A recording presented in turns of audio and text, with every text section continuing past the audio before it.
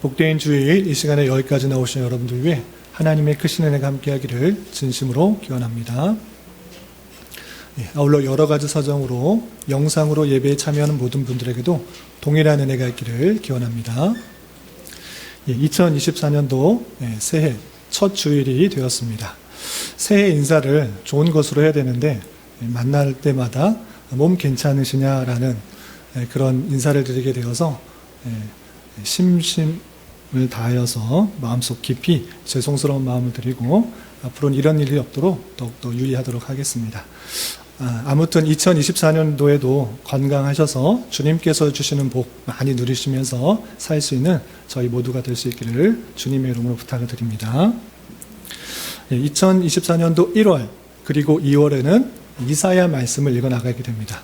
이사야 말씀을 읽어보신 분은 아시겠지만 그 내용이 쉽지 않습니다. 선지서가 그렇듯이 그 내용이 배경을 잘 알지 못하면 이게 무슨 뜻인지도 잘 이해하기가 쉽지 않고 또 상징적인 표현들이 많기 때문에 쉽게 이해하기가 쉽지 않은 것을 볼 수 있습니다.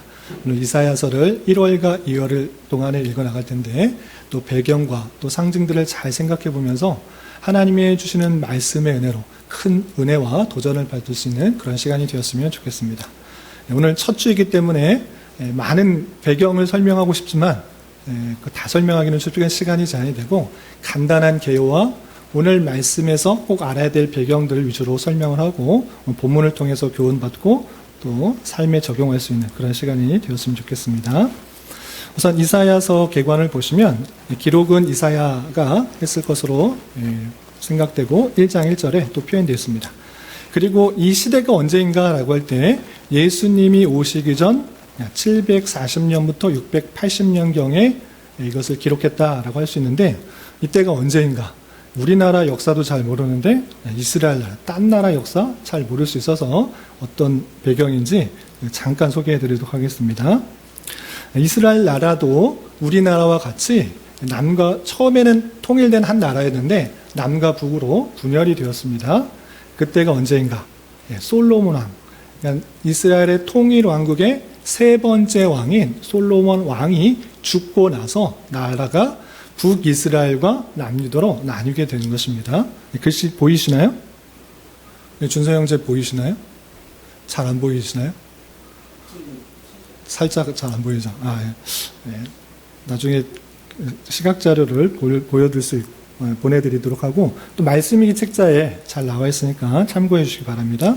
간단하게 말씀드리면 솔로몬 아들로부터 남유다와 북이스라엘로 나누게 되는데 남유다의 계보를 이어서 남유다의 왕 때 남유다에서 활동한 왕이 이사야 선지자다 이렇게 생각하시면 되는데 그러면 이스라엘 중에 남유다의 어느 왕 때인가라고 할 때 르호보암 때도 아니고 그 다음 아비야 때도 아니고 아사, 여호사밧 그 밑에 쭉 지나다 보면 또 여호람, 아하시야, 아달랴, 요아스, 아마샤 이렇게 쭉 내려오는 것입니다. 한참을 내려오다가 이제 아마샤 뒤에 우시야 왕이 있고 또 우시야를 뒤어서 요담을 이어서 아하스를 이어서 히스기야 이렇게 지내게 되는데 우시야 때부터 히스기야 왕 때 남유다 예루살렘 근처에서 왕궁을 출입을 하면서 하나님의 말씀을 전하던 선지자가 이사야다 이렇게 생각하시면 되겠습니다. 그러면 그때 당시에 북이스라엘의 왕은 누구인가 볼 때 북이스라엘이 죄로 말미암아 범죄로 말미암아 멸망하게 되는 그때쯤에 활동하던 선지자다 이렇게 생각하시면 되겠습니다.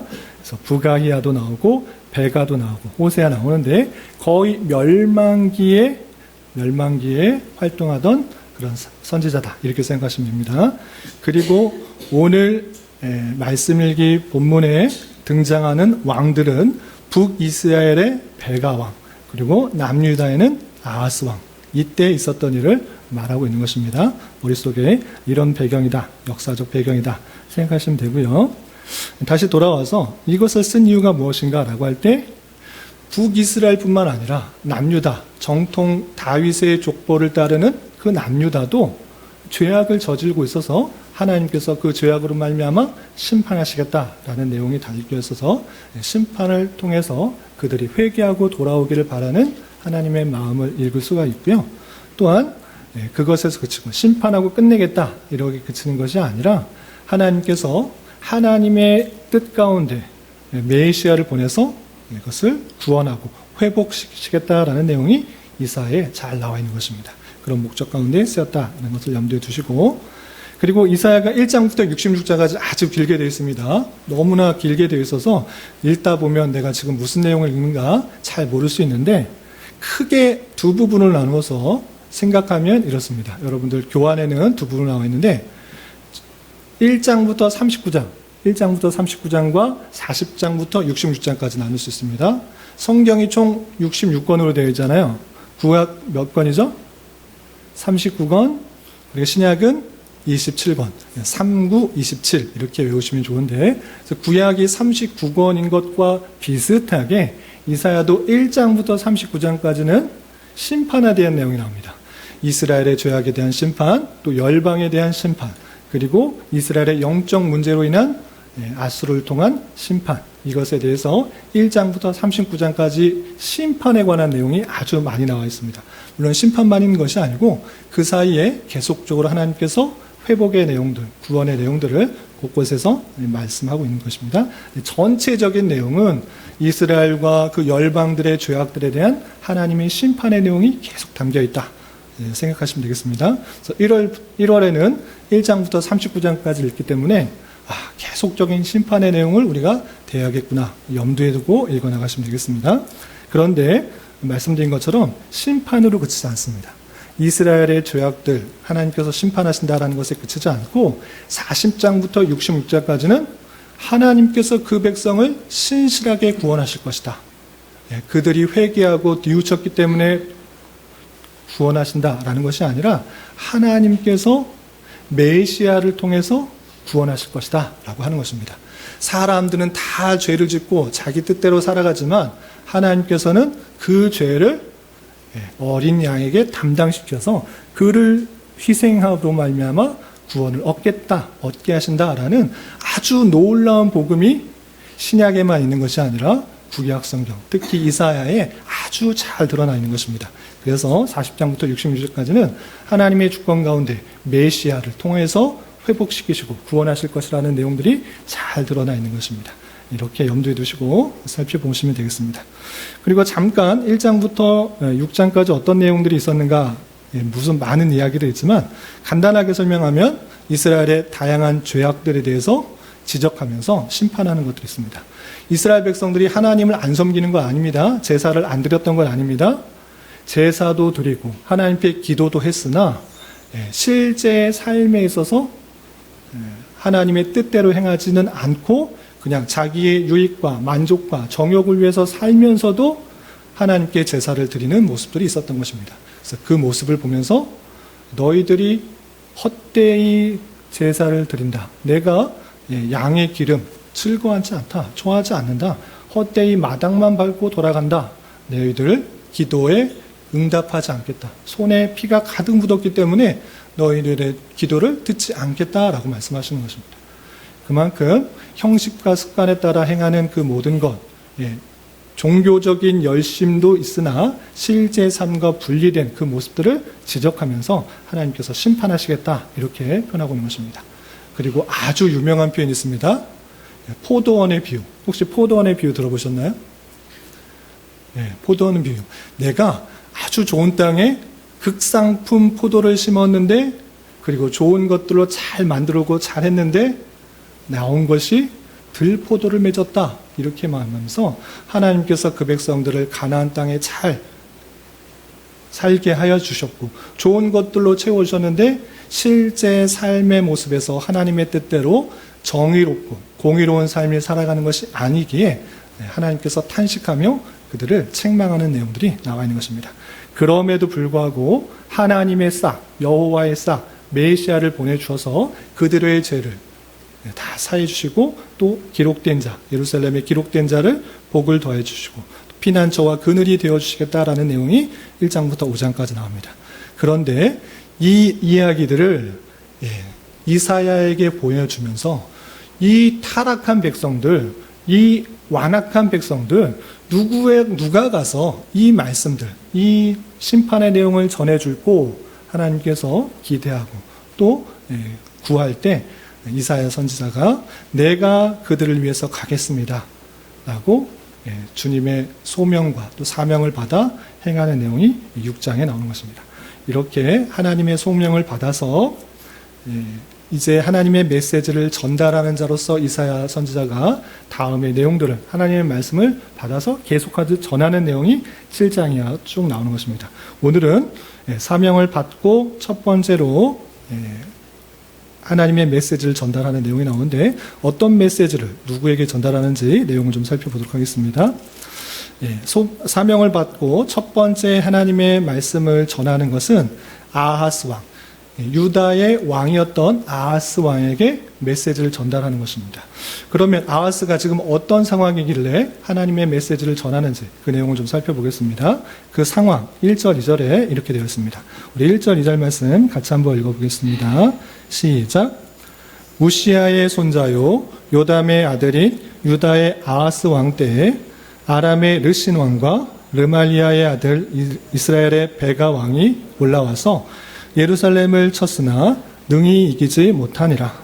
어떤 사람이 다윗의 집에 알려 이르되 아람이 에브라임과 동맹하였다 하였으므로 왕의 마음과 그의 백성의 마음이 숲이 바람의 흔들림같이 흔들렸더라 했습니다. 그 1절에 보면 그 때가 언제인지 자세하게 설명되어 있는데 우리가 계보를 기억하고 있지 않는 한 오히려 이런 것이 혼란스러울 수 있습니다. 그래서 끝에를 보시면 우시아의 손자고 요담의 아들이지만 그냥 앞에 걸 좀 생략하고 유다의 왕이었던 아하스 때에 있었던 일인 것입니다. 어떤 일이 있었는가? 아람의 르신 왕과 르말리아의 아들 이스라엘의 베가 왕. 그러니까 아람의 르신 왕이 있었고 이스라엘의 베가 왕이 있었는데 그 왕이 예루살렘을 전쟁에서 쳐들어온 것입니다. 그런데 이겼습니까? 졌습니까? 능히 이기지 못해. 쳐들어왔는데 그 두 왕이 이기지 못한 것입니다.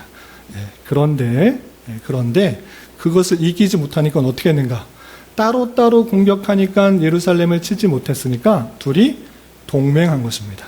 그래서 아람과 북이스라엘이 동맹하였다는 이야기를 듣고 이 유다의 왕이 숲이 바람에 흘림같이 마음이 떨렸다라는 것입니다. 그래서 지도를 보면 조금 이해가 되지 않을까. 계속 왕도 나오고 또 지역 나라도 나와서 혼돈이 될까봐 잠시 지도를 하나 보여드리겠습니다. 보이시죠? 유다가 지금 어디 있습니까? 남유다가 지중해에 붙어서 아주 조그맣게 있는 지역입니다. 사해 옆에 유다라는 나라가 조그맣게 보이죠? 그리고 북쪽에 이스라엘이 있는 것입니다. 이 남유다의 아하스 왕 때 어떤 일이 있었는가? 이전에도 계속 전쟁이 있었지만 이 아하스 왕 때 북쪽의 이스라엘의 왕인 베가가 전쟁을 하러 왔던 것입니다. 그런데 능히 이기지 못했고 그래서 또 아람의 그 왕이 또 르신이 쳐들어와서 유다를 공격하는데 이기지 못했던 것입니다. 그래서 이 조그만 나라 우리가 이기지 못했네. 그래서 어떻게 했다고요? 북이스라엘과 아람 나라가 연합해서 공격하는 것입니다. 그 나라를 차지하기 위해서 연합했다는 얘기를 이 아하스 왕이 듣는 것입니다.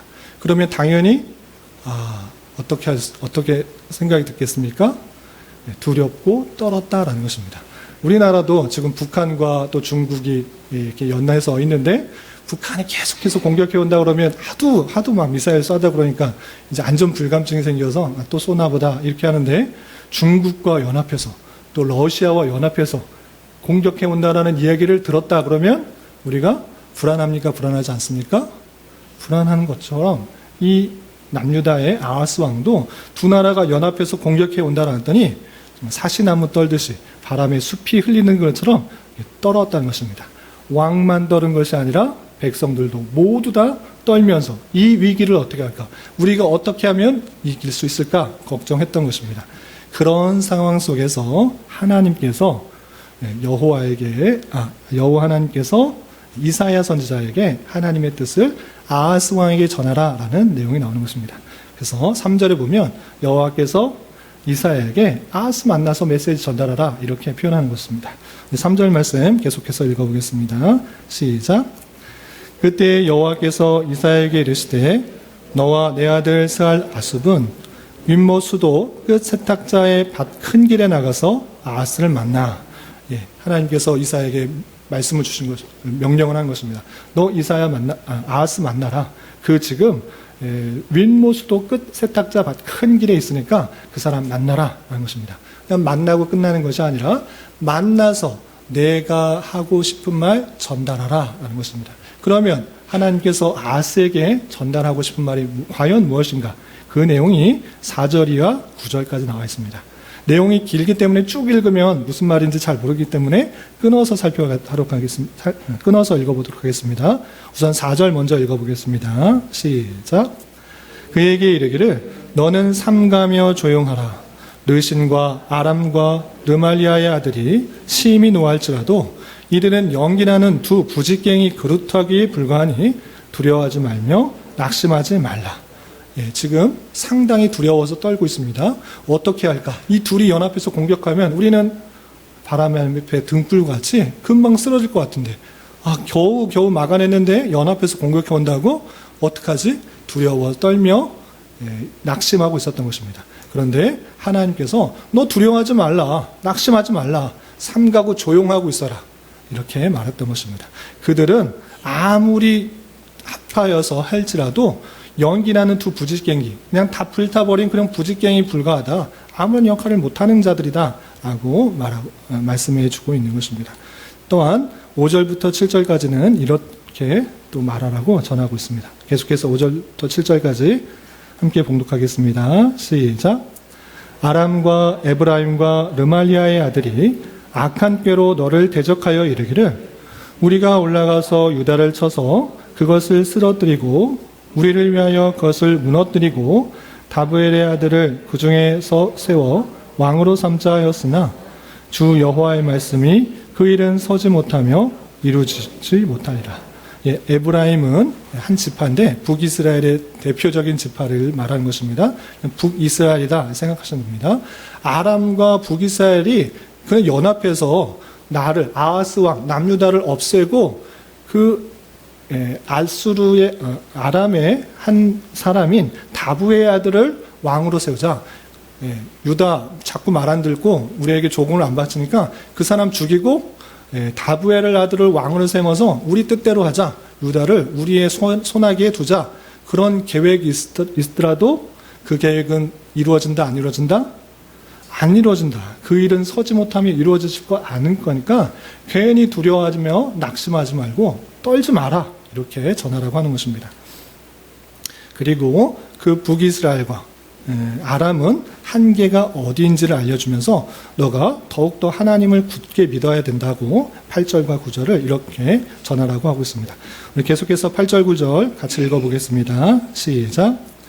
대저 아람의 머리는 다메섹이요 다메섹의 머리는 르신이며 65년 내에 에브라임이 패망하여 다시는 나라를 이루지 못할 것이며 에브라임의 머리는 사마리아요 사마리아의 머리는 르말리아의 아들이니라. 만일 너희가 굳게 믿지 아니하면 너희는 굳게 서지 못하리라 하시니라. 무슨 뜻인지 조금 어렵게 되어 있는데 쉽게 말하면 아람의 한계는 아람이 가장 높게 생각하는 것은 다메섹이다. 아람의 수도가 다메섹이기 때문에 아담이 있어야 될 것은 그 수도, 그 머리는 다메섹까지다. 계속 내려올 거 없다. 그리고 다메섹에서 가장 뛰어난 것은 르신 그 왕이다. 그 자리에서 르신이 뛰어난 것이지 그 밑에까지 내려온다고 어림없다. 그리고 65년 내에 앞으로 65년 내에 에브라임, 북이스라엘이 패망할 것이다. 다시는 나라가 이루어지지 못해서 북이스라엘은 다시 보지 못할 것이다 예언하고 있는 것입니다. 그리고 에브라임, 북이스라엘의 머리, 북이스라엘의 수도는 사마리아이고 계속 거기에서 그곳에서 높은 자리를 차지하는 것이지 내려올 수 없다라고 표현하고 있습니다. 또한 사마리아의 머리, 사마리아에서 왕처럼 지내는 사람이 르말리아의 아들 베가이지 그로 내려와서 누구를 세우고 누구를 패하고 이런 일이 없다라고 알려주라고 한 것입니다. 그런데 중요한 것은 이런 메시지를 그것을 굳게 믿지 아니하면, 내가 전하는 그 메시지 네가 굳게 믿지 아니하면 너희는 바로 설 수가 없다. 이렇게 알려주고 있는 것입니다. 이 메시지를 듣고 아하스에게 이사야 선지자가 전했던 것입니다. 그리고 10절부터 16절까지는 아하스 왕이 여기선 생략됐는데 이사야의 말을 잘 듣고 따랐을까요? 안 따랐을까요? 우리 주한이 따랐을 것 같아요? 안 따랐을 것 같아요? 이사야가 딱 전해줬어요. 하나님이 이렇게 말씀하셨다. 너 떨지 말고 걱정하지 마. 그 계획 안 이루어질 거야.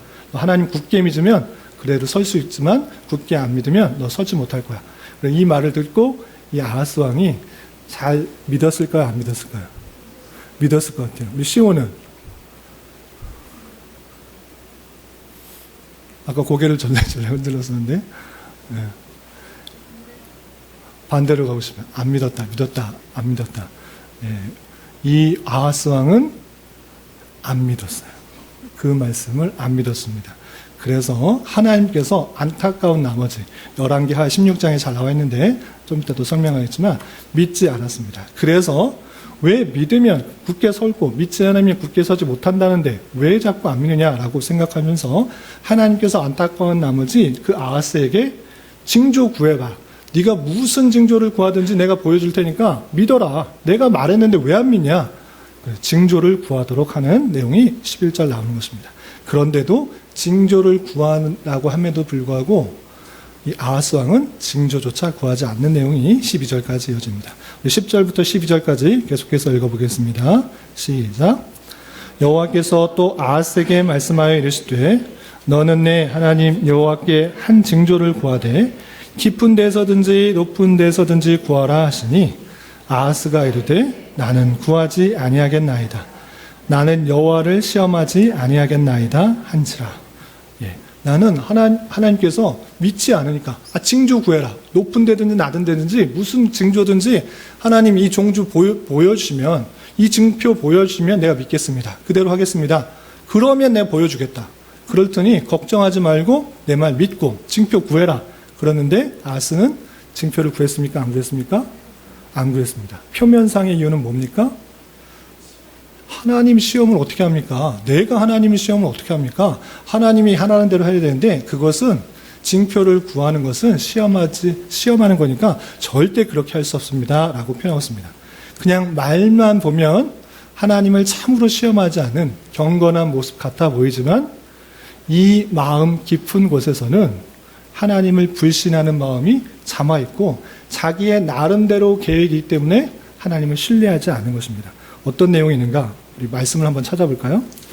시간이 좀 가지만 우리 한번 찾아보겠습니다. 열왕기하 16장 말씀 한번 찾아보겠습니다. 16장 7절 8절 말씀. 구약성경 열왕기하 16장 7절 8절 말씀 찾으셨나요? 구약성경 589면 되어 있습니다. 5절 6절에 보시면 아람 왕 르신과 북이스라엘 왕 베가가 연합하여서 싸웠던 내용이 나오는데 그렇게 되자 어떻게 하는가? 7절 8절 같이 한번 읽어보겠습니다. 시작. 아하스가 아수르 왕 디글랏 빌레셋에 사자를 보내어 이르되 나는 왕의 신복이요 왕의 아들이라. 이제 아람 왕과 이스라엘 왕이 나를 치니 청하건대에 올라와서 그 손에서 나를 구원하소서 하고 아하스가 여호와의 성전과 왕궁 곳간에 있는 은금을 내어다가 아수르 왕에게 예물로 보냈더니 하나님께서 징조 구하라고 남의 믿으라고 절대 그들이 칠 수 없다라고 말했음에도 불구하고 하나님을 신뢰한 겁니까? 안 하는 것입니까? 안 하고 아람과 북이스라엘이 쳐들어오니 그럼 어떻게 된다? 이들보다 훨씬 더 힘센 나라한테 붙으면 되겠구나 하고 그 뒤에 훨씬 큰 자리를 잡았던 세력을 키우던 아수르에게 사신을 보내서 나의 도움을 요청하고 있는 것입니다. 그러니 하나님을 지금 신뢰하고 있는 것입니까? 안 하고 있는 것입니까? 안 하고 있는 것입니다. 아수르를 더 신뢰하고 심지어는 어디에 있는 금까지 다 떼어서 아수르에게 바쳤습니까? 궁전과 성전에 있는 그 금 다 떼다가 뇌물로 바치면서 우리 도와달라고 하고 있는 것입니다. 그런데 겉으로는 하나님 어떻게 시험합니까? 나는 여호와의 시험하지 않고 징조를 구하지 않겠습니다. 표면적으로는 경건한 척하지만 가식적인 모습을 표현하고 있는 것을 볼 수 있습니다. 이 모습 가운데 이사야는 그 모든 정황을 다 알고 이렇게 책망하며 하나님께서 보여줄 참된 징조를 이렇게 알려주고 계십니다. 우리 13절, 14절 계속해서 읽어보도록 하겠습니다. 시작. 이사야가 이르되 다윗의 집이여 원하건대 들을지어다. 너희가 사람을 괴롭히고서 그것을 작은 일로 여겨 또 나의 하나님을 괴롭히려 하느냐? 그러므로 주께서 친히 징조를 너희에게 주실 것이라. 보라, 처녀가 잉태하여 아들을 낳을 것이요 그의 이름을 임마누엘이라 하리라. 다윗의 집, 그 다윗의 집의 계통을 이은 그 왕, 아하스 왕이여 좀 들어라. 너희가 사람 계속 괴롭히면서 작은 일로 여기고 하나님을 신뢰하지 못하냐? 계속적으로 다른 나라 의지하고 있느냐? 왜 이렇게 하나님 못 믿고 하나님의 마음을 아프게 하느냐?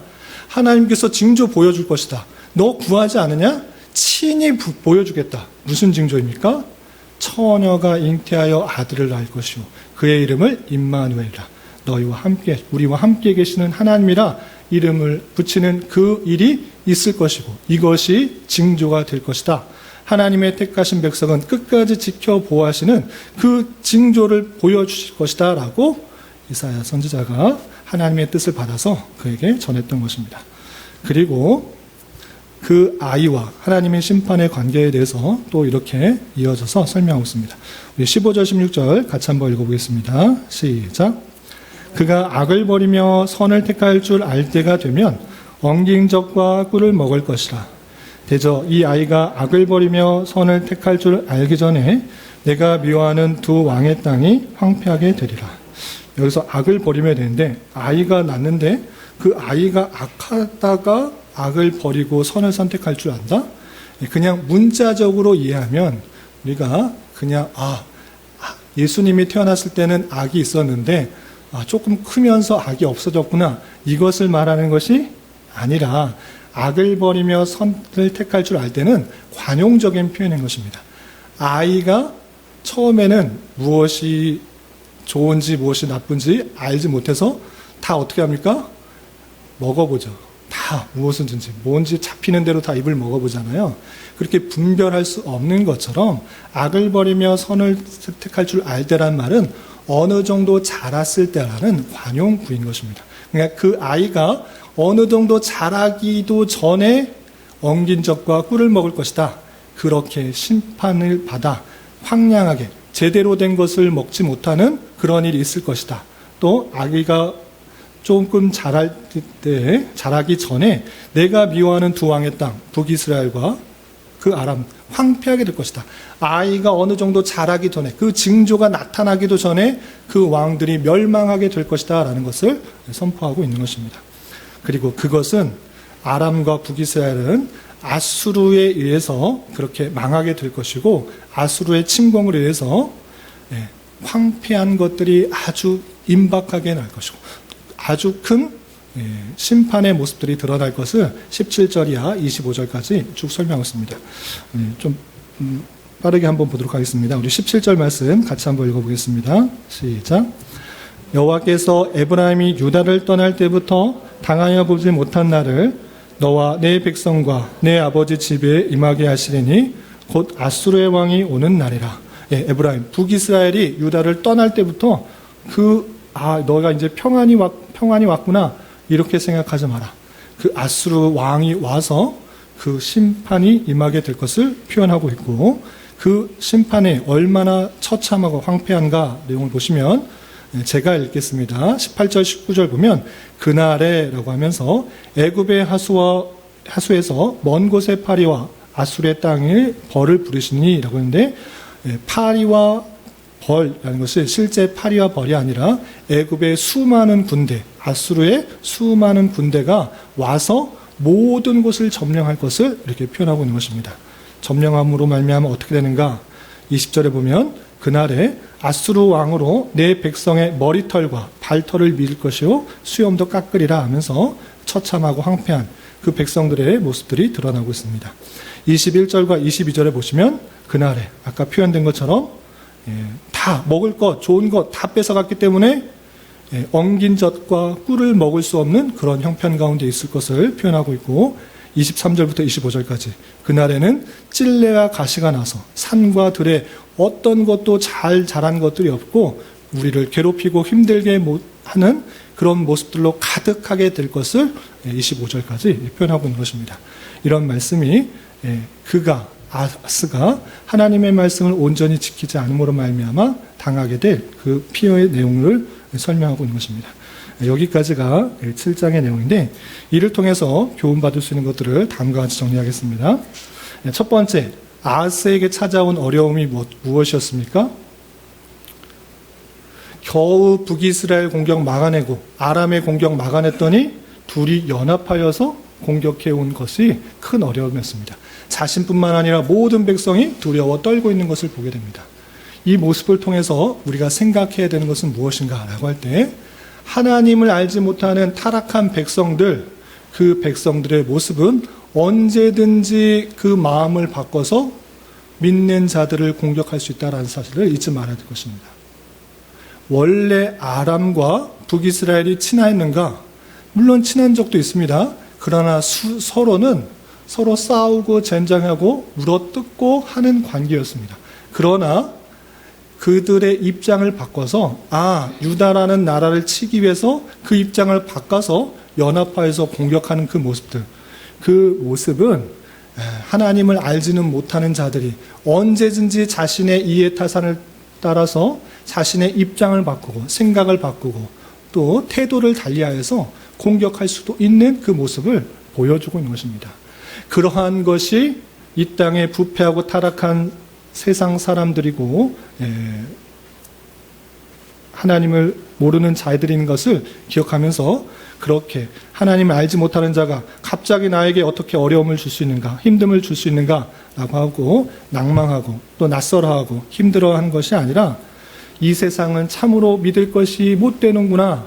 이 세상의 사람들은 언제든지 마음을 바꾸고 나를 떠나고 배반할 수 있다는 사실들을 기억하며 조심하고 우리가 믿을 것은, 의지할 것은 주님밖에 없다는 사실을 잊지 말아야 될 것입니다. 오늘 한 해 그리고 남은 한 평생 살아갈 때 사람을 의지하는 것이 아니라 사람을 바라보는 것이 아니라 하나님만을 더욱더 바라보며 살아갈 수 있는 자가 되어야 될 것입니다. 이런 은혜가 저와 여러분들 가운데 함께하기를 진심으로 기원합니다. 그리고 또 생각해야 될 것은 여호와께서 아하스에게 전하라고 한 메시지의 내용이 무엇이었는가 생각해 봤으면 좋겠습니다. 너 그 나라가 연합해서 공격해 온다고 낙심하지 마라. 두려워하지 마라. 그 계획 서지 못할 것이다. 알려주고 끝에 무엇이라고 했습니까? 그것을 믿지 않으면 너가 굳게 서지 못할 것이다. 이렇게 경고했습니다. 그런데 아하스 왕이 그 말을 믿었다고 했습니까? 믿지 않았다고 했습니까? 안 믿었다고 했습니다. 한편으로는 아하스의 판단이 이해가 됩니다. 그렇지 않습니까? 당연히 연합해서 나라가 찾아왔는데 가만히 있으면 되나? 어떻게라도 해봐야지.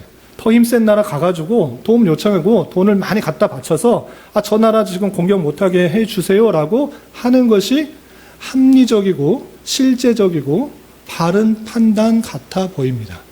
그러나 그렇게 하지 말라라고 씁니다. 하나님께서 그 택하신 백성을 끝까지 지켜 보호하신다라는 것들을 굳게 믿지 못하고 세상적인 방법, 인간적인 방법을 사용해서 살아가는 것, 하나님께서 너무나 싫어하는 것입니다. 그런 가운데 우리는 이 땅을 살아가면서, 오늘 하루 살아가면서 수많은 선택을 하게 될 것입니다. 하나님의 뜻과 아니면 내 생각과 판단, 합리적인 계획 가운데 여러 가지를 선택하는 가운데 나는 과연 무엇을 선택하고 있는지를 되돌아봐야 될 것입니다. 그냥 인간적인 방법, 인간적인 수단, 합리적인 방법에 따라서 이렇게 되면 당연히 이렇게 하는 것이 마땅하다. 이런 식의 합리적이고 세상적인 방법과 그 수단을 이용하는 것이 아니라 그 선택의 기로에서 하나님께서 무슨 말씀을 하시는가, 하나님께서 원하시는 것들이 무엇인가를 고민하며 따지지 않으면 아하스와 같은 그런 판단과 결정을 할 수밖에 없음을 우리는 주의해야 되는 것입니다. 정말 여러분들은 정말 그 선택의 기로에 서서 하나님께서 원하시는 것들이 무엇인가, 하나님의 뜻이 무엇인가를 고민하며 판단하고 있습니까? 아니면 그냥 내 생각, 내 계획, 내 판단, 합리적인 순간 세상 사람들이 하는 그 방법대로 무작정 따라가고 있지는 않은지 되돌아보면서 하나님께서 주신 말씀이 무엇인지를 잘 분별하고 그 뜻대로 살아가기에 힘써야 될 것입니다. 이런 은혜가 저와 여러분들 가운데 함께하기를 진심으로 기원합니다. 마지막으로 한 가지 생각해야 될 것은 이것이 원래적으로 이 본문에서 말씀하고 있는 핵심입니다. 이것이 중요한 것입니다. 잘 들어주시기 바랍니다. 하나님께서 아하스 왕에게 진정으로 알려주고 싶어하는 것이 무엇이었습니까? 너희가 너 힘으로 아니면 세상적인 방법으로 네 수단을 이용해서 구원받을 수 있을 것 같아? 아니다. 네 힘과 능력, 지혜, 의 아니다. 그런 것들로 구원이 일어나지 않는다. 나를 믿어라. 하나님의 언약을 믿고 하나님의 말씀을 믿고 하나님의 그 뜻을 믿어야 구원받는다는 것을 보여주고자 아하스에게 알려준 것입니다. 너가 지금 무엇을 자꾸 의지하려고 하느냐? 아수를 자꾸 의지하려고 하느냐? 그 사람 의지해봐라. 그 왕 의지해봐라. 당장 구원을 얻을 수 있거든요. 얻을 수 없다. 내 말 믿고 보이지 않는 것 같았지만 징표라도 좀 보이라고 해봐라. 내 징표 보여줄 테니까 거기서 구원이 나는 것이 아니고 나로 말미암아 구원이 난다는 것을 좀 보여주고자 하는 하나님의 마음을 볼 수 있는 것입니다. 끝내 아하스는 하나님께 구하지 않고 하나님을 신뢰하지 못하고 아수를 의지했지만 이사야 선지자는 그럼에도 불구하고 변치 않는 그 징표, 번할 수 없는 그 징표, 정말 사람의 방법으로는 도저히 깨달을 수 없는 그 징표를 보여주신다. 이렇게 약속하신 것입니다. 그게 무엇입니까? 처녀가 잉태하여 아들을 낳으리니 그 이름을 임마누엘이라 하리라. 처녀가 어떻게 잉태를 할 수 있습니까? 어떤 방법으로 잉태할 수 있습니까? 도저히 일어날 수 없습니다. 그런 일은 일어날 수 없습니다. 이렇게 생각할지 몰라도 지금으로부터 2000년 전 동정녀 마리아의 그 몸속에서 성령으로 잉태하여 아들을 낳았고 그 이름을 임마누엘, 예수라고 붙여주신 것입니다. 이 징표를 우리에게 보여주신 것입니다. 주님께서 정말 보여주고 하자는 그 징표, 그것을 보여주며 사람의 방법이 아니라 이 방법, 증표를 통해서 너희들의 구원은 너의 힘과 너의 능력과 너의 열심으로 나는 것 아니고 너희들은 다 부패하고 타락하고 그냥 그렇게 살 수밖에 없는 존재이지만 태초부터 지금까지 계속 약속해 주신 그 씨, 아브라함의 자손, 다윗의 자손, 그 임마누엘, 그를 통하여서 구원케 된다는 것을 보여주고자 했던 것입니다. 우리는 이 사실을 통해서 예수 그리스도께서 오신 그 증표를 통해서 동정녀 마리아에서 처녀의 몸에서 아이가 난 것을 보면서 아, 구원이 오직 주님께로부터 나는구나. 우리의 능력이 주님으로부터 나는구나. 라는 것을 깨닫고 오직 주님을 믿음으로 나아가는 자가 되어야 될 것입니다. 주님께서 이 땅에 동정녀의 몸을 빌어서 오셨고 또 그것에 그친 것이 아니라 우리 죄를 대신하여서 십자가에 달려 돌아가시는 그 형벌을 대신 겪으심으로 말미암아 우리의 모든 죄가 사해졌다는 그 사실을 기억하며 기쁨과 감사로 나아가야 될 것입니다. 우리는 이런 말씀을 대하며 또 다른 징조를 구하는 것, 또 다른 기적이 내게 있었으면 좋겠습니다 라고 말하는 자가 되지 말아야 될 것입니다. 하나님께서 특별히 그 사람에게 보여주겠다라고 할 정도로 하나님께서 그것을 드러내 보이려고 했다는 사실을 기억하며 보지 않고 믿는 자가 더 복되다라는 그 말씀을 기억하며 우리는 주신 말씀을 듣고 보지 않았지만 믿음으로 가야 될 것이고 또 주님께서 주신 말씀에 근거하여서 임마누엘이신 예수 그리스도의 나심과 또한 그의 죽으심을 생각하며 오직 주님의 보혈로 우리가 구원받을 수 있다는 것, 우리가 주님의 자녀요 천국 백성이 될 수 있다는 것을 기억하며 그의 놀라운 사랑과 은혜를 기억해야 될 것입니다. 이어지는 성찬을 통해서 예수 그리스도의 그 표징과 또 풍성한 은혜를 함께 나눌 수 있는 저와 여러분이 되시기를 주님의 이름으로 부탁을 드립니다. 기도하겠습니다. 하나님 아버지 감사합니다. 오늘 말씀을 통하여 아하스에게 찾아온 어려움에 있어서 하나님을 의지하지 않고 아수를 의지한 패역한 모습을 살펴보았습니다. 이런 말씀을 대한 자로서 이 세상은 자신의 이해타산을 위해 수시로 마음을 바꾸어 변경하는 줄 알아 그것에 너무 의지하지 않게 하여 주시고 낯설지 않게 생각하게 하여 주시고 더욱더 하나님의 말씀에 근거하여 살아갈 수 있도록 인도하여 주시며 주님 보여주신 길이 내 생각과 판단에 맞지 않는 것 같아 보일지라도 믿음으로 그 길을 걸어가며 주님의 어떠하심들을 잘 경험하고 깨달을 수 있는 자 되게 하여 주옵소서.